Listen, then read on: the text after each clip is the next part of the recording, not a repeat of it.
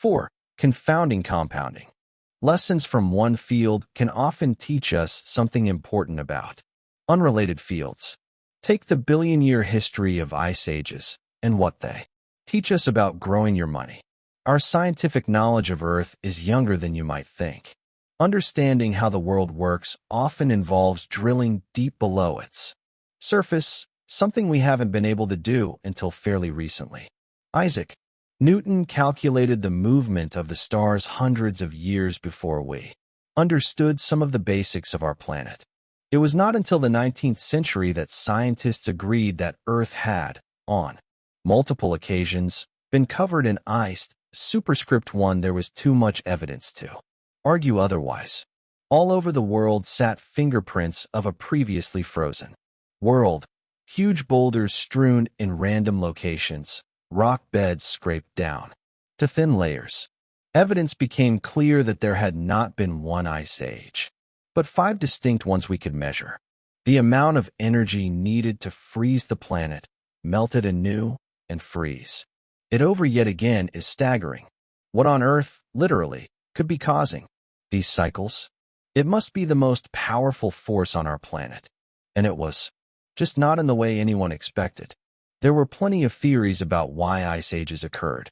To account for their enormous geological influence, the theories were equally grand. The uplifting of mountain ranges, it was thought, may have shifted the Earth's winds enough to alter the climate. Others favored the idea that ice was the natural state, interrupted by massive volcanic eruptions that warmed us up. But none of these theories could account for the cycle of ice ages. The growth of mountain ranges or some massive volcano may explain one ice age.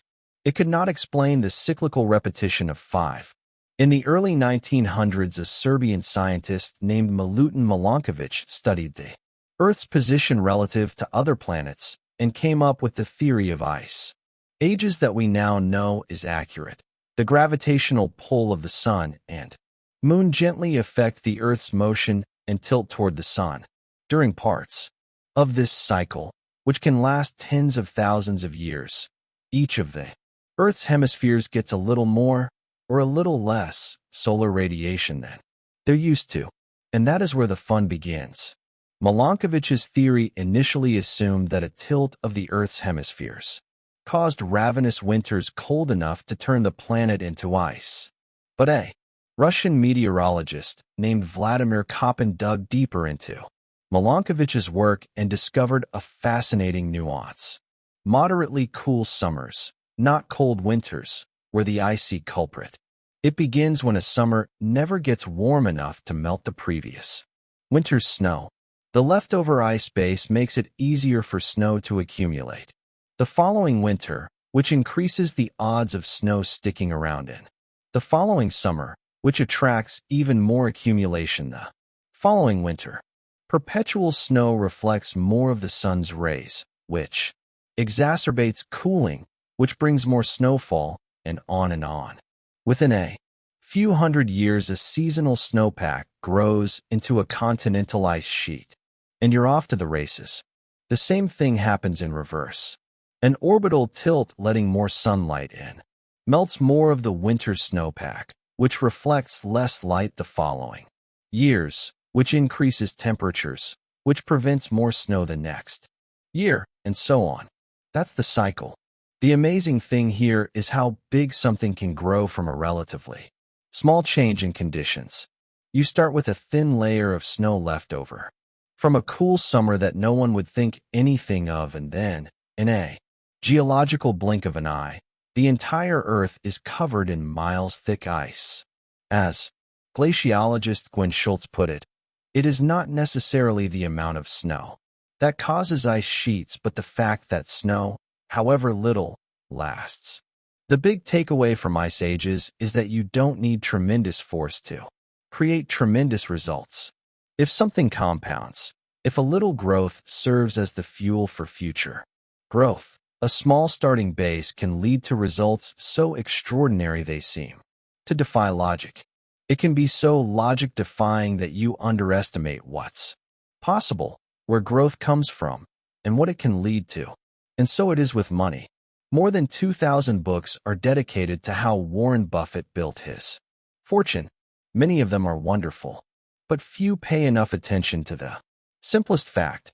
Buffett's fortune isn't due to just being a good investor, but being a good investor since he was literally a child. As I write this, Warren Buffett's net worth is $84.5 billion. Of that, $84.20 billion was accumulated after his 50th birthday. $81.5 billion came after he qualified for Social Security in his mid-60s. Warren Buffett is a phenomenal investor, but you miss a key point if you attach all of his success to investing acumen. The real key to his success is that he's been a phenomenal investor for 3/4 of a century. Had he started investing in his 30s and retired in his 60s, few people would have ever heard of him. Consider a little thought experiment. Buffett began serious investing when he was 10 years old. By the time he was 30, he had a net worth of $1 million, or $9.3 million adjusted for inflation. That's superscript 1. What if he was a more normal person, spending his teens and 20s exploring the world and finding his passion, and by age 30 his net worth was, say, $25,000? And let's say he still went on to earn the extraordinary annual investment returns he's been able to generate, 22% annually, but quit investing and retired at age 60 to play golf and spend time with his grandkids. What would a rough estimate of his net worth be today? Not $84.5 billion, $11.9 million, 99.9% less than his actual net worth. Effectively, all of Warren Buffett's financial success can be tied to the financial base he built in his pubescent years and the longevity he maintained in his geriatric years. His skill is investing, but his secret is time. That's how compounding works. Think of this another way. Buffett is the richest investor of all time, but he's not actually the greatest, at least not when measured by average annual returns. Jim Simons, head of the hedge fund Renaissance Technologies, has compounded money at 66% annually since 1988. No one comes close to this record. As we just saw, Buffett has compounded at roughly 22% annually, a third as much.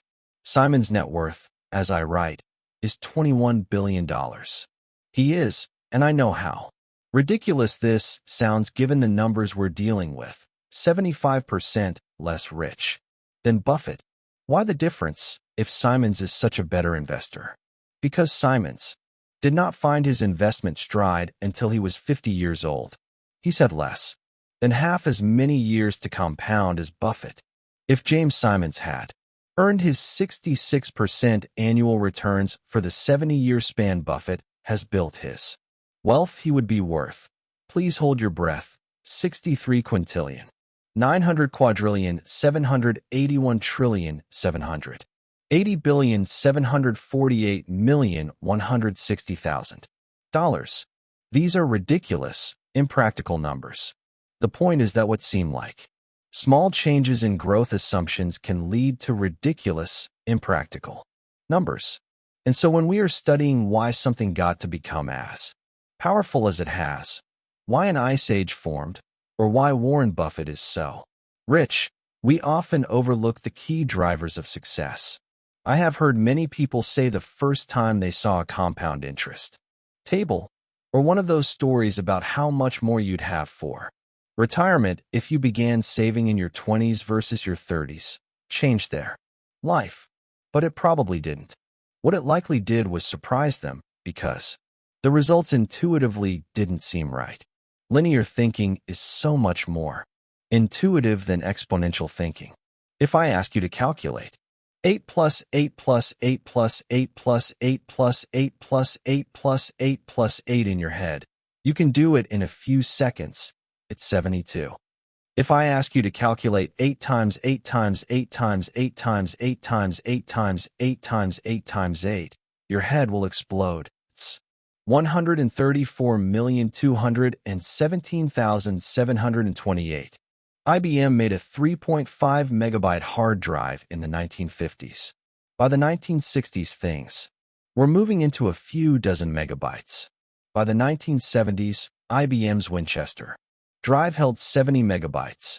Then drives got exponentially smaller in size with more storage. A typical PC in the early 1990s held 200 to 500 megabytes. And then wham! Things exploded. 1999, Apple's iMac comes with a 6 gigabyte hard drive. 2003, 120 gigs on the Power Mac. 2006, 250 gigs on the new iMac. 2011, first 4 terabyte hard drive. 2017, 60 terabyte hard drives. 2019, 100 terabyte hard drives. Put that all together. From 1950 to 1990, we gained 296 megabytes. From 1990 through today, we gained 100 million megabytes. If you were a technology optimist in the 1950s, you may have predicted that practical storage would become 1,000 times larger, maybe 10,000 times larger if you were swinging for the fences. Few would have said 30 million times larger within my lifetime. But that's what happened. The counterintuitive nature of compounding leads even the smartest of us to overlook its power. In 2004, Bill Gates criticized the new Gmail, wondering why anyone would need a gigabyte of storage. Author Stephen Levy wrote, "Despite his currency with cutting-edge technologies, his mentality was anchored in the old paradigm of storage being a commodity that must be conserved. You never get accustomed to how quickly things can grow. The danger here is that when compounding isn't intuitive, we often ignore its potential and focus on solving problems through other means. Not because we're overthinking, but because we rarely stop to consider compounding potential. None of the 2,000 books picking apart Buffett's success are titled "This Guy has been investing consistently for 3/4 of a century." But we know that's the key to the majority of his success. It's just hard to wrap your head around that math because it's not intuitive. There are books on economic cycles, trading strategies, and sector bets. But the most powerful and important book should be called "Shut Up and Wait." It's just one page with a long-term chart of economic growth. The practical takeaway is that the counterintuitiveness of compounding may be responsible for the majority of disappointing trades, bad strategies, and successful investing attempts. You can't blame people for devoting all their effort in what they learn and what they do, to trying to earn the highest investment returns. It intuitively seems like the best way to get rich. But good investing isn't necessarily about earning the highest returns, because the highest returns tend to be one-off hits that can't be repeated. It's about earning pretty good returns that you can stick with and which can be repeated for the longest period of time. That's when compounding runs wild. The opposite of this, earning huge returns that can't be held onto, leads to some tragic stories. We'll need the next chapter to tell them.